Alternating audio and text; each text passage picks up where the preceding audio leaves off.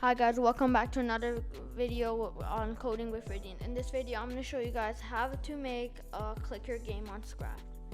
So what we're going to do here is go to events, grab a when this sprite clicks block, and go to variables, and press make a variable and name it clicks for all sprites, and okay. So what we have here is change clicks by 1, and when we press our sprite, it works.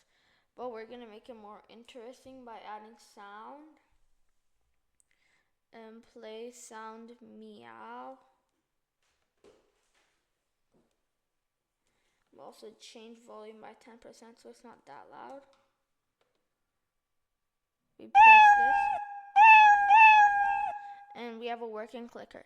So please like and subscribe to the channel. If we get 20 likes in this video, I am gonna make a full version of Cookie Clicker on Scratch. Peace.